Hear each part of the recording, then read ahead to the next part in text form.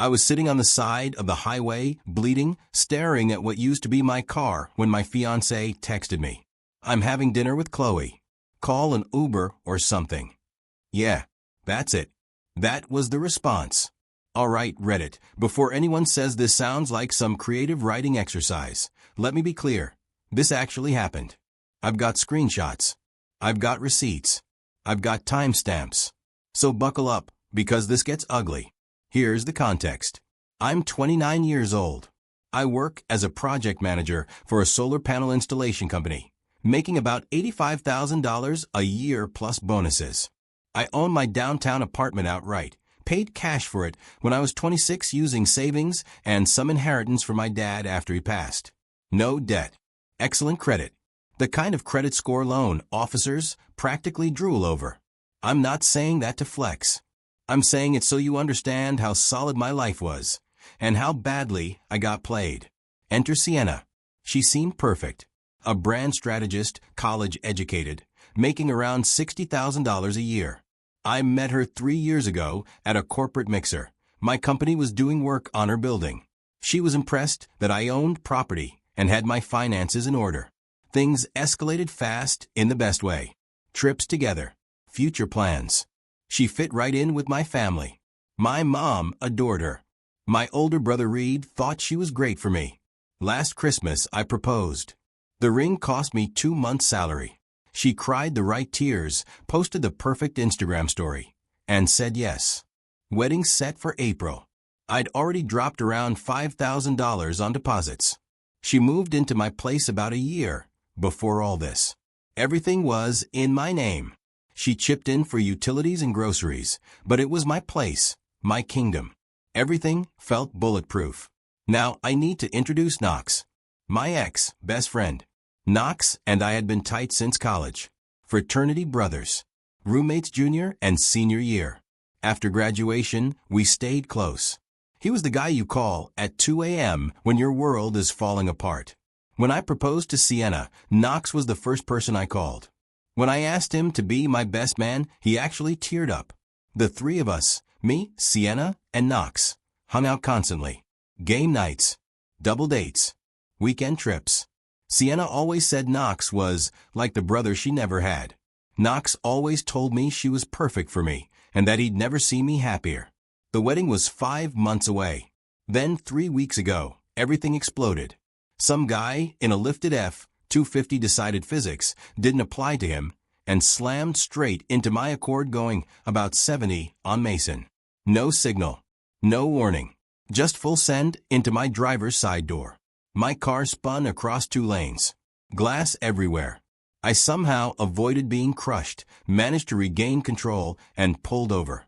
My left shoulder felt like someone had taken a bat to it. I was bleeding. My car looked like abstract art. Officer Williams showed up, mid-40s, professional calm. Turns out he grew up near me and even went to high school with my brother Reed. He made sure EMTs checked me properly. The car was totaled. Insurance would deal with it later, but right then, I was stranded. The officer told me I needed someone to pick me up. Naturally, I called Sienna. Straight to voicemail. That was weird. She almost always picked up. I left a message and followed up with a text. "Hey babe, I've been in an accident on the highway. I'm okay, but the car is totaled and I need you to come pick me up. Can you come get me?" I watched the clock. 22 minutes passed. I was sitting there bleeding, getting angrier by the second. Finally, she replied, "OMG, are you okay? I'm having dinner with Chloe right now. Can you just call an Uber or something? We haven't caught up in forever and already ordered food. Let me know when you get home safe." I read it 3 times before it really sank in. My fiancée, the woman I was supposed to marry in 5 months, telling me to Uber home while I was hurt on the side of the highway because her girls' night mattered more. And here's the kicker. Sienna and Chloe work together. Same floor, same company. They grab lunch twice a week. Happy hour every Friday. They see each other more often than some married couples. This wasn't some rare catch-up. Then my phone buzzed again. This time it was Jason, a cybersecurity guy at Sienna's company. We weren't close, but we'd hung out at office parties and grabbed drinks a couple times. Solid guy. His text said, "Hey man, just saw Sienna and Knox getting pretty cozy at this downtown restaurant. Thought that was weird. Is everything good?" Yeah. She wasn't with Chloe. She was with Knox. My best friend. My best man. The guy who helped me pick out her engagement ring. While I was bleeding on the highway, I screenshotted Jason's message and showed both texts to Officer Williams. I told him, "Officer, I think there might be more to this situation than it looks like." He read them, and his expression shifted to pure disgust. "Son," he said, "I think you need to know exactly what's happening before you make any big decisions." Something cold settled in my chest.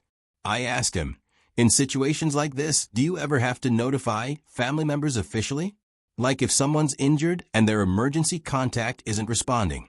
He caught on immediately. "Well, yes. Sometimes we do have to make official notification, especially when the emergency contact can't be reached." "And would that involve locating them if necessary?" "Absolutely. We make sure emergency contacts understand the seriousness of the situation." So I gave him Sienna's details. Told him she was at the restaurant with Knox. Told him she was my designated emergency contact. And I asked him to notify her. He smiled. "I'll make sure she gets the complete picture." I also told him Knox had no idea she'd lied to me. "Understood," he said. "Sometimes people need the facts laid out in front of them." While EMTs patched me up, the officer headed out. One of the medics gave me a ride to a diner near the crash site. Before I got out, he looked at me and said, "Whatever's happening with your girl, remember this. Emergencies don't create character. They reveal it." That line stuck. About an hour and 40 minutes later, Officer Williams came back. He looked like he'd just watched the best show of his life. "Notification has been successfully delivered," he said. Then he told me exactly how it went down. He walked into the restaurant around 4 p.m. in full uniform. The place went dead silent, because that's what happens when a cop walks in. He asked the hostess for Sienna by name, showed his badge, and said he needed to deliver urgent information about a traffic accident. The hostess pointed to a corner booth. There they were, Sienna and Knox. Exactly how you're imagining it, two people on a date. She was wearing the black dress I bought her for her birthday. Hair done. Her hand resting on Knox's forearm. Heads close together. The officer walked over and asked her to confirm her identity. She nodded. Then he said, in his official voice, "Ma'am, I need to inform you that Asher has been involved in a motor vehicle accident on the highway. He has sustained injuries and is awaiting pickup by his designated emergency contact." The entire restaurant went silent. Sienna immediately started asking the right questions. Was I okay? How bad was it? What hospital? But her first real question was, "Wait, why are you here? How did you find me?" The officer replied, "Ma'am, the injured party listed you as his emergency contact and requested official notification. He indicated you were unavailable by phone and provided your current location." That's when Knox started looking confused and pissed. He realized Sienna had gotten my text and hadn't told him. She tried to explain. The officer let her ramble for about 30 seconds before dropping the killing blow. "Ma'am, your fiancé has sustained injuries requiring medical evaluation and has been without transportation for over 90 minutes. He specifically requested you be notified and asked for immediate assistance." According to the officer, you could have heard a mouse pee on cotton. Her story just outed her to everyone. Knox finally spoke up. "Wait, Asher's hurt? Sienna, why didn't you tell me? We need to leave right now." She had to admit, in front of a uniformed cop, her co-worker Nora, and a full restaurant, that she got my emergency text and ignored it. The officer said Knox looked like he'd been slapped. He threw money on the table, stood up, and started apologizing to the officer, asking about my condition, genuinely shocked. Sienna scrambled, said she was coming right away, tried calling it a misunderstanding. She showed up 51 minutes later. Makeup ruined. Face blotchy. Clearly crying. Knox wasn't with her. She ran up to me, full performance mode. "Asher. Oh my God, I'm so sorry. I didn't realize how serious it was. I should have come immediately. But I could see the truth. She wasn't scared I was hurt. She was scared she'd been exposed. I kept it short. Gave her directions. Said thanks. She tried to explain. I thought you were okay. Chloe and I hadn't seen each other in weeks. I didn't want to be rude. Then she actually said, "You didn't have to send a cop to find me." That was embarrassing. When we got home, she went full damage control, cleaning my cuts, offering to cook, hovering, playing the concerned fiancé. It felt fake. She wasn't worried about me. She was worried about her image. I told her I needed rest and went to the bedroom. She followed, still trying to talk, so I closed the door. Standing in the shower, something shifted. I didn't trust her anymore. I didn't respect her anymore. And Knox, my best friend, was part of it. The next morning, she was up early making breakfast, still trying to fix things. I told her I'd be staying at my brother Reed's place for a few days to recover. She didn't like that. "Why can't you recover here? I can take care of you." "I need space to think, Sienna." "Think about what?" I looked at her. "About whether the person I'm engaged to is actually the person I thought she was." Her mask slipped for just a second. "Asher, you're being dramatic. I made a mistake, but that's not." And that was the moment I knew. That's character. I left her standing in my kitchen, like someone had just been told Santa wasn't real. My brother Reed lives about 20 minutes across town in a converted warehouse he bought and renovated himself. He's 5 years older than me. And that's where things really start to unravel. Reed is built like a defensive lineman. Broad shoulders, thick neck, looks like he could move a refrigerator by himself. And probably has. When our dad died, Reed handled everything while I was still trying to process what had happened. That's just who he is. He sees a problem and immediately starts solving it. I told him everything. He didn't interrupt once. Not a single time. But the longer I talked, the darker his expression got. When I finally finished, he leaned back and said, "So let me get this straight. Your fiancé was on a date with your best friend while you were bleeding on the side of the highway. That's about the size of it." He nodded slowly. "Then you need to cut them both loose. Today. And you need to make it count." Over the next 2 days, while Sienna was blowing up my phone with texts and voicemails, I started making strategic calls. First call. "Ryan, my buddy who works as a legal mediator. Ryan, I need to know my rights about removing someone from my apartment when they're not on the lease." He didn't hesitate. "Easy. You're the sole owner. She's not on any paperwork. Legally, she's a guest. You can terminate that arrangement at any time with reasonable notice." Second call, Jason. "Jason, about that text. Can you tell me more about what you saw?" He sighed. "Man, I probably shouldn't have said anything, but it looked really intimate. Holding hands under the table. She was leaning into him. Definitely more than friends." "How long were they there?" "I got there around 3:30 for a client meeting. They were already settled in like they'd been there a while. When I left around 5:15, they were still there, and closer than when I arrived." So Sienna and Knox had been on their date for at least 2 hours when she got my emergency text. Third call, the wedding venue. "Hi, this is Asher. I need to cancel my April wedding." "Oh no, everything all right?" "Lost the $3,500 venue deposit. Still cheaper than a divorce. Called the caterer next. Another $1,200 gone. By Tuesday evening, I had officially canceled a $15,000 wedding. And honestly, I felt lighter than I had in months. That night, I called Knox. Time to see how good an actor my best friend really was. He picked up on the second ring. Voice thick with what sounded like genuine concern. "Dude, I heard about the accident. Holy crap. Are you okay? Sienna said you were pretty banged up." "Interesting. Yeah, I'm fine. Listen, I need to talk to you about something important. Can you come by Reed's place tonight around 7 o'clock? "Of course, man. Whatever you need." When he arrived, I was sitting on Reed's front porch. Knox looked nervous getting out of his car, which told me everything. Reed stayed inside, but positioned himself near the window, just in case things went sideways. I didn't waste time. "Knox, I know you were with Sienna yesterday. I know she lied about being with Chloe. And I know something's been going on between you two." His face went white. He opened his mouth to deny it. I held up my hand. I'm not asking for a confession. I'm not interested in explanations. I'm telling you 3 things. 1. You're out of my life permanently. 2. If I see you anywhere near me or my property, we're going to have problems. 3. You can have Sienna. She's your problem now. He just stared at me. Finally, he said, Bro, trust me, there's been a misunderstanding. Sienna and I were just. Don't contact me again. I stood up and walked toward the door. He tried to say something, probably more lies, but I was already inside. Reed told me later that Knox sat in his car for almost 30 minutes before driving away. But Knox wasn't done performing. The next morning, my phone started blowing up with texts from his number. Asher, I don't know what Sienna told you, but nothing happened between us. We're just friends. Seriously, man.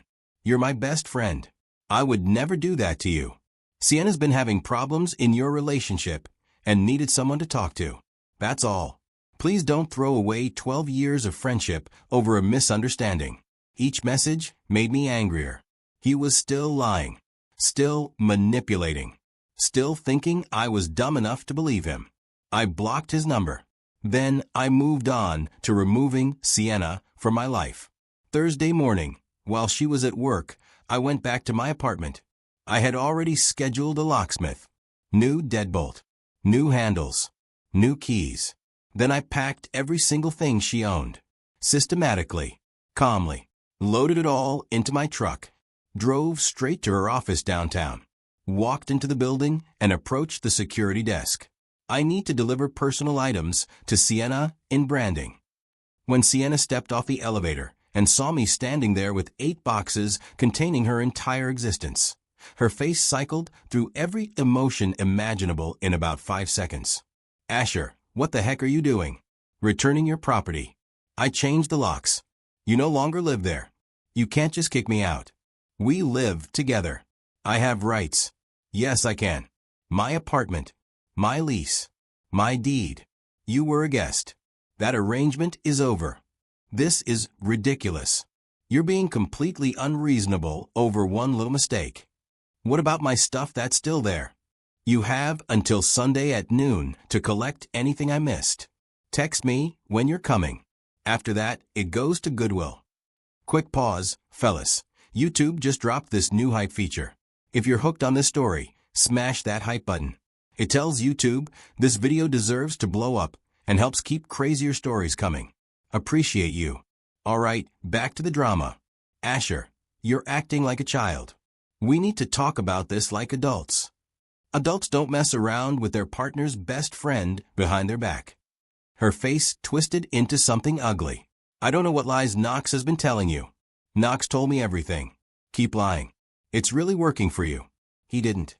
I lied on purpose. I just wanted to see how far she'd keep digging. I walked out while she was still realizing her story had more holes than Swiss cheese. That evening, when she tried to enter the apartment and her key didn't work, she called me 19 times in 30 minutes. I ignored every call, then sent one text. The apartment lease is solely in my name. You were a guest. That arrangement has been terminated.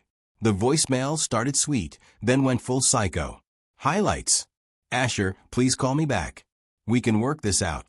I can't believe you'd be this cruel to someone you're supposed to love. Fine, be a freaking jerk. Knox was right about you being controlling. You're going to regret this. I'm the best thing that ever happened to you. And my personal favorite. I hope you enjoy being alone for the rest of your pathetic life. There it was. The real Sienna. Entitled, Manipulative, Nasty.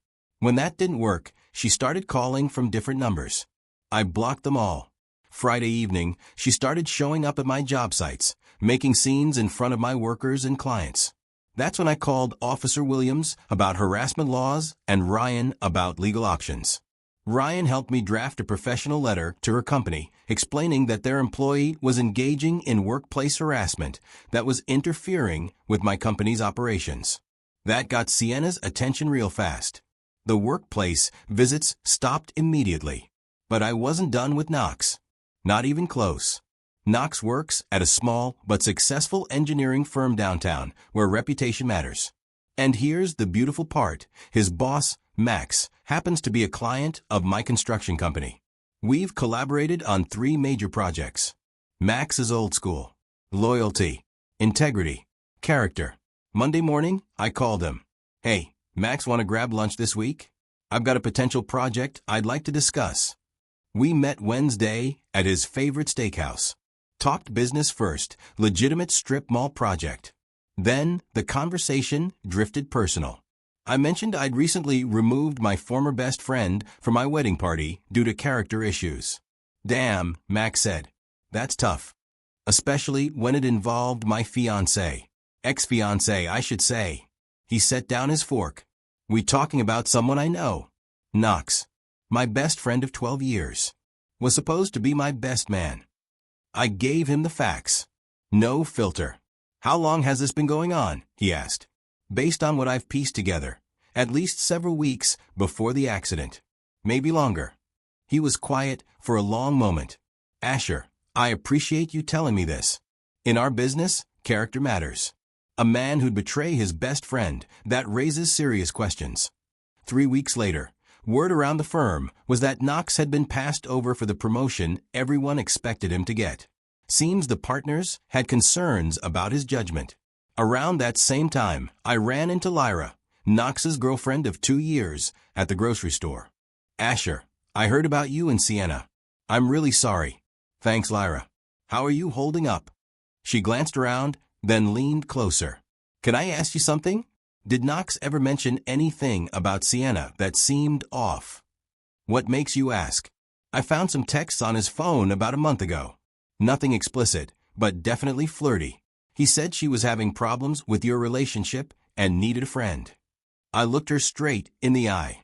Lyra, I can't tell you what to do. But Knox wasn't just being a supportive friend. Her face shifted. The same realization I'd had. I knew it. I freaking knew something was going on. 5 days later, Knox was single too. Lyra went full forensic accountant on his phone. Months of evidence. Secret social media accounts. Deleted messages. Photos that erased all doubt. Knox tried to minimize it. Lyra wasn't buying it. She packed his stuff, left it on his porch, with a note. Find somewhere else to get your emotional support. 2 weeks later, I heard Knox had moved back in with his parents. Between losing Lyra, missing the promotion, and dealing with whatever drama Sienna brought into his life, he burned through his savings fast. That's when Sienna played her final card. 2 months had passed. I was settling into what felt like my real life. Work was solid. I was back in the gym, spending more time with Reed. I'd even started seeing Run, a paramedic I met through one of Reed's friends. Smart, funny, respectful. Actually shows up when she says she will. When I told her how Sienna responded to my accident, her reaction was instant. That's not someone who loves you, she said. That's someone who loves what you provide. Then Tuesday evening around 6 p.m., my building manager called. Mr. Asher, there's a young lady in the lobby who says she's your fiancée and needs to speak with you urgently. Claims there's a family emergency. Through the security camera, I saw Sienna sitting in the lobby looking wrecked. Hair messy, clothes wrinkled, like she hadn't slept in weeks. I told the manager to inform her we were no longer engaged and that she needed to leave. 10 minutes later, he called back. She's refusing to leave, sir. Says she'll wait all night. So I went down myself. She jumped out of her chair when she saw me. Asher, please. I know you don't want to see me, but I have something important to tell you. You've got 1 minute. She swallowed. I'm pregnant with your baby. I found out 2 weeks ago. Ego. Great. Now she was playing the baby card. Honestly, it just made things worse for her, but I'm getting ahead of myself. The timing was convenient as hell. How far along? I asked. About 10 weeks. 10 weeks would put conception right around the time of my accident. Maybe a few days before. We had been intimate that weekend before everything blew up, so yeah, mathematically possible. Barely. Sienna, I said, I'm not getting back together with you because of a pregnancy. And before we discuss anything further, I need official medical documentation. She started crying immediately. I can't do this alone, Asher. I know I made terrible mistakes, but we can fix this, for the baby's sake. No, I said flatly. We can't fix anything. If you're actually pregnant with my child, we'll handle it like adults, through lawyers. But we are not getting back together. I pressed the elevator button, then turned back to her. And if you show up here again without permission, I'll have you arrested for trespassing. As I walked away, something about the whole interaction kept nagging at me. She hadn't looked panicked the way someone facing single parenthood should. She looked panicked, like someone whose plan B was falling apart. That night, I called Reed. His response was instant, like always. Brother, you need to be very careful here. If she's lying, she'll get caught eventually. But if she's telling the truth and tries to pin someone else's kid on you. What are you thinking? He asked. I think I need to find out who else she's been messing around with, I admitted. The next morning at 7:45 a.m., my phone rang. Knox's name popped up from what looked like his work number. I almost declined. Something made me pick up. Asher, please don't hang up. I need to tell you something, and it can't wait. You've got 30 seconds. Sienna came to see me last night after she left your building. She told me she tried to get back together with you by saying she's pregnant. I stayed silent. Asher, the baby might be mine. Even though my gut had been screaming it, hearing it out loud still hit like a slap. What did you just say? We weren't just seeing each other. We were sleeping together. It started about 6 weeks before your accident. The timing lines up perfectly with her being 10 weeks pregnant. She's been calling me nonstop since she found out, freaking out. I sat down on the couch, stunned, but not surprised. So you were screwing my fiancée behind my back for over a month. Nice. And how exactly does this concern me now? Asher, I know how messed up this sounds, but I thought hearing it directly from me would help fix things. No, I said. You're telling me now, because you're terrified of 18 years of child support. That's not why I'm calling. Don't feed me nonsense, Knox. Then I laid it all out. You spent months lying to my face while sleeping with my fiancée. You helped me plan a wedding you knew was built on lies. And when I needed help most, you were out on a date with her. Now she's pregnant with your kid. Congratulations. I paused, letting it sink in. 12 years of friendship. I trusted you with everything. You threw it all away to stick your junk in my woman. I know I messed up, he said. But man, hear me out, I really regret it. You didn't just mess up. You betrayed someone who loved you like a brother. That's who you are now. And you're dead to me. I hung up and blocked the number. 2 days later, Sienna showed up with reinforcements. She brought her mother, Vera, and her toxic friend squad. Tessa, Chloe, the supposed alibi, and Nora from work. They were waiting in my apartment lobby like some bargain bin revenge council when I walked in from the gym. Vera stood up immediately, pointing at me like she was prosecuting a case. Asher, I cannot believe how you've treated my daughter. She's pregnant with your baby, and you've abandoned her like. With all due respect, I cut in, that's not my baby. Her face went crimson. How dare you suggest my daughter would lie? Your daughter has been sleeping with my best friend for months, I said calmly. He admitted it. And now you know it too. Her jaw dropped. The squad started whispering. Sienna teared up again. Then Tessa, who had always hated me, jumped in. That's nonsense, Asher. Sienna told us you're just saying that to avoid responsibility. You're unbelievably toxic and abusive. While she ranted, I pulled out my phone and showed them Knox's confession. Here's Knox admitting they've been sleeping together behind my back for months. The lobby went dead silent. Nora leaned in. Holy crap, Sienna. You actually did this. Chloe shook her head. Wait, so when you said you were with me the night Asher got hurt, you were with Knox? Yes, I said. Having dinner. While I was injured. Vera looked like she'd been slapped. Sienna couldn't meet her eyes. It's complicated, Mom. It's not complicated, I said. You cheated on me with my best friend while I was planning our future. Vera stood there for a long moment, then did something incredible. She turned to her daughter, disgust written all over her face. You are not the daughter I raised. What you've done is shameful. Pathetic. Then she turned to me. Son, I'm sorry. I had no idea. You deserved better. And with that, she walked out. Don't expect any help from your father and me, Sienna. You made your bed. The friend squad scattered like roaches when the lights come on. Tessa tried one last jab about me being heartless, but Nora shut her down. Tessa, she cheated on him with his best friend. What did you expect? Sienna was left standing alone, pregnant with another man's baby, abandoned by her mother, ditched by her friends, finally facing consequences. Asher, please, she whispered. I have nowhere to go. You have Knox, I said. Your baby daddy. Figure it out. I stepped into the elevator while she stood frozen in the wreckage of her last desperate move. That should have been the end. But what came next was like watching a slow-motion train wreck.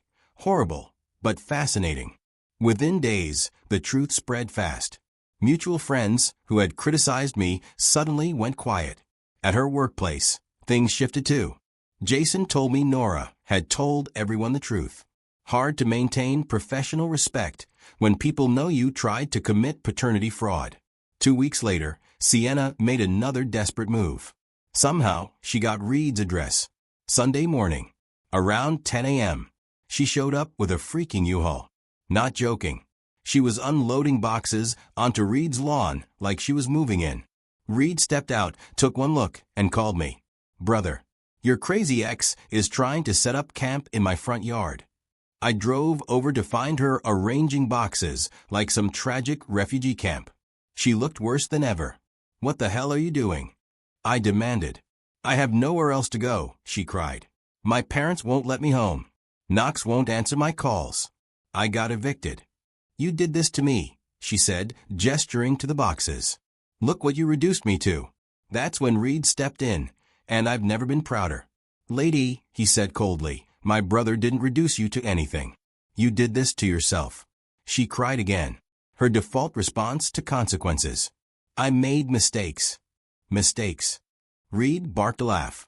What you did was calculated betrayal followed by attempted fraud. The fact that you're homeless isn't Asher's problem. It's the natural outcome of your choices. But I'm pregnant. With someone else's baby, Reed snapped.